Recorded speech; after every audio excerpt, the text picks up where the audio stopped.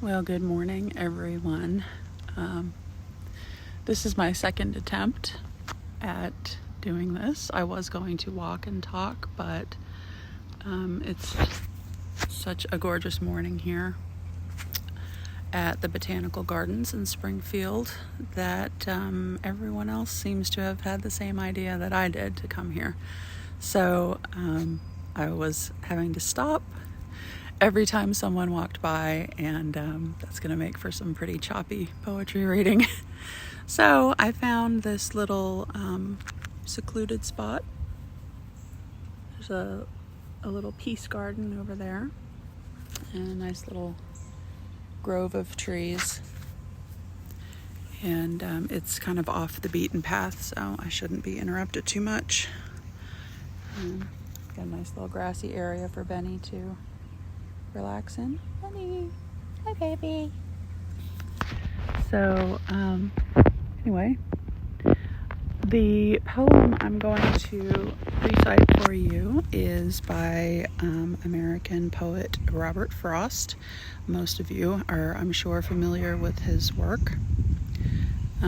This is a slightly lesser known poem, but one of my favorites. It's actually one of the very first poems I ever memorized as a teenager, which was many, many years ago.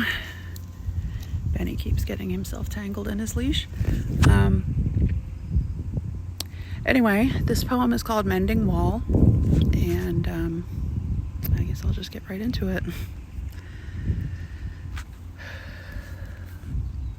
Something there is that doesn't love a wall, that sends the frozen groundswell under it and spills the upper boulders in the sun and makes gaps even two can pass abreast. The work of hunters is another thing. I have come after them and made repair where they have left not one stone on a stone, but would have the rabbit out of hiding to please the yelping dogs. The gaps, I mean. No one has seen them made or heard them made, but at spring mending time we find them there. I let my neighbor know beyond the hill, and on a day we meet to walk the line and set the wall between us once again.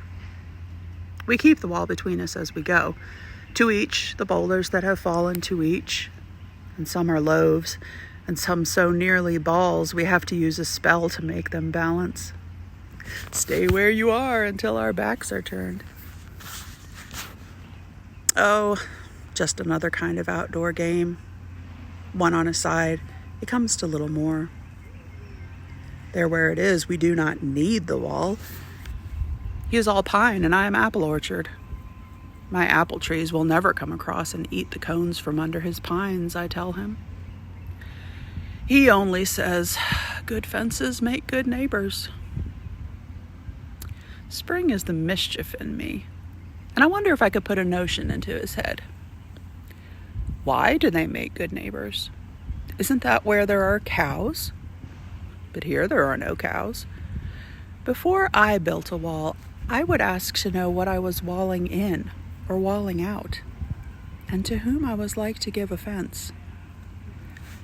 Something there is that doesn't love a wall, that wants it down. I could say elves to him, but it's not elves exactly, and I'd rather he said it for himself. I see him there, bringing a stone grasped firmly by the top in each hand, like an old stone savage armed. He walks in darkness, as it seems to me, not of woods only or the shade of trees. He will not go behind his father's saying, and he likes having thought of it so well. He says again, good fences make good neighbors. Well, that's my poem, and I hope you enjoyed it. To me, it's talking about relationships, boundaries. Of course, boundaries are a very good thing, but they can become extreme. But it means different things to different people. So that's it for me. See you.